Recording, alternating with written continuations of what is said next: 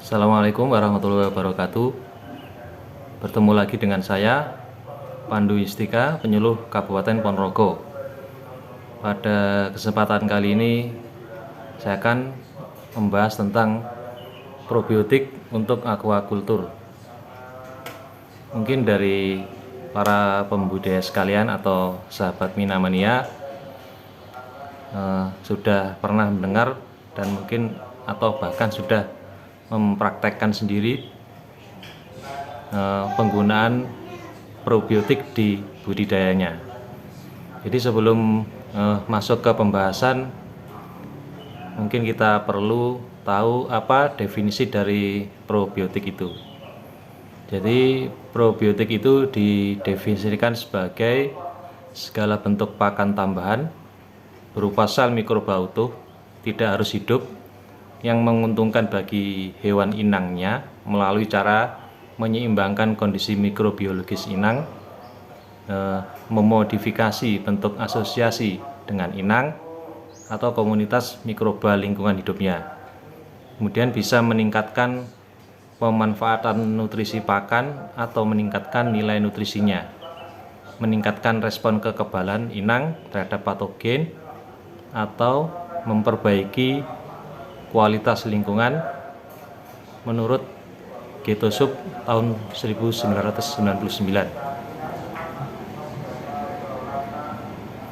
Kemudian berikutnya, sebenarnya apa fungsi atau kegunaan probiotik itu? Jadi kalau menurut penelitian, penggunaan probiotik khususnya pada budidaya perikanan itu telah banyak dilakukan dan berfungsi antara lain sebagai berikut. Jadi penggunaan bakteri positif ini dapat meningkatkan pertumbuhan atau kecepatan pertumbuhan ikan atau udang. Berikutnya, penggunaan probiotik ini mampu menekan kematian pasca larva ikan atau udang windu.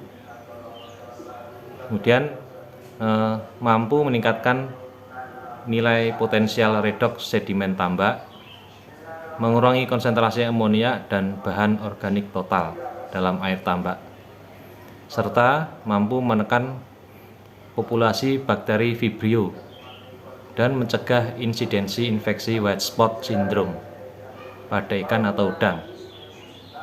Kemudian fungsi lain dari probiotik antara lain adalah untuk mampu menurunkan konsentrasi nitrit, juga mampu memperbaiki kondisi kualitas air.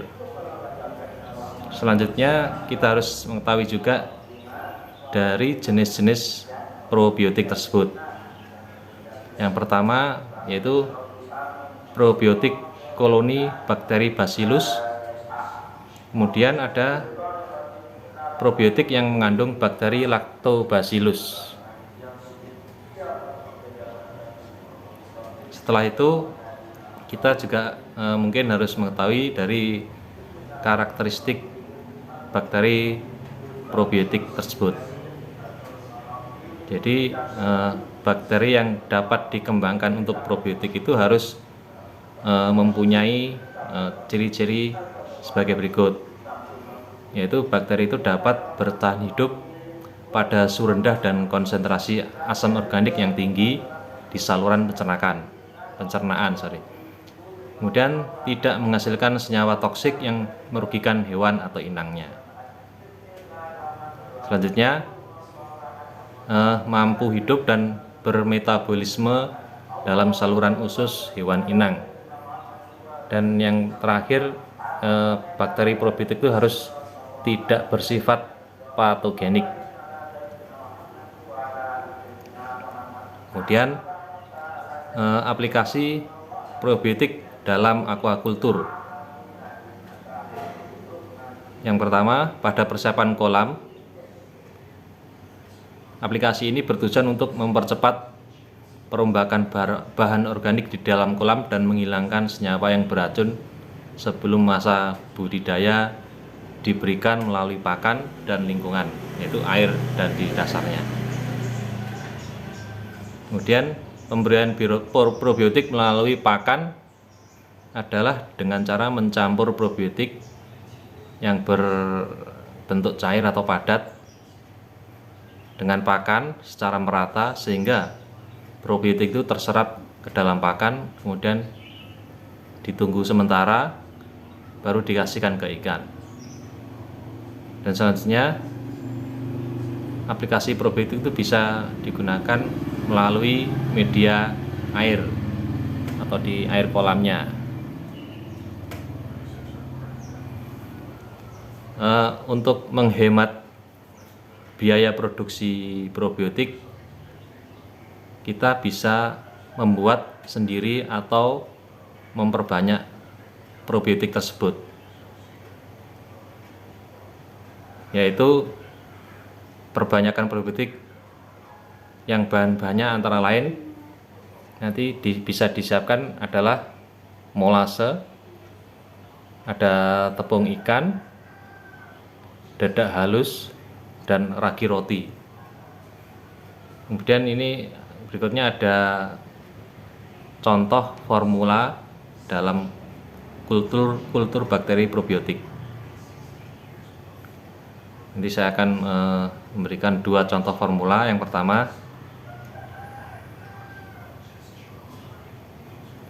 pertama itu bahan-bahannya antara lain tepung ikan 500 gram, dan dadak halus 800 gram, molase 400 ml, ragi roti 40 gram, terus bakteri probiotik 150 gram, air tawar masak 20 gram. Jadi ini untuk bakteri starternya, bakteri probiotiknya 150 gram itu kita dapatkan dari minuman kesehatan Yakult. Jadi kita dapatkan lactobacillusnya dari minuman kesehatan Yakult. Kemudian ada contoh yang formula kedua, bahan-bahannya antara lain ada tepung ikan 400 gram, kemudian dadak halus 1000 gram, molase 500 gram, ragi roti 40 gram. Kemudian ini ada dua bakteri probiotik.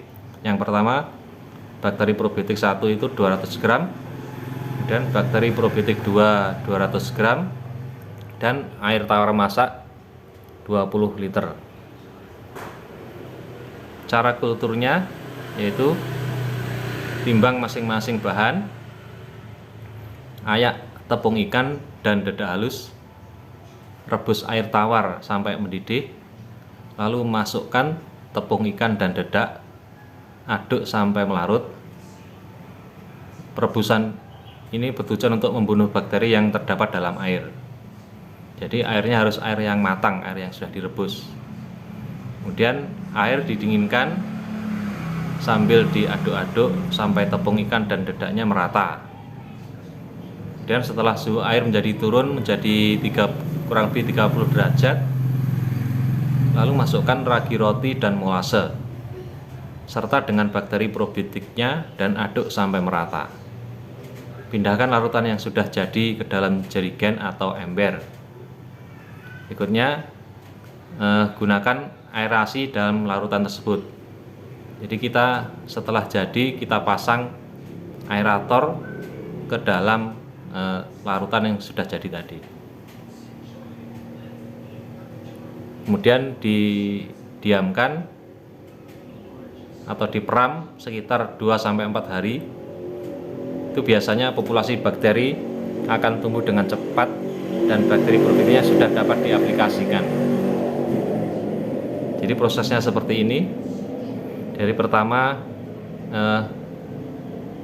media kultur probiotiknya disiapkan bahan-bahannya, kemudian bahan dimasak hingga mendidih. Setelah jadi didinginkan dan dikasih aerator, dan setelah 2-4 hari probiotik tadi sudah bisa digunakan.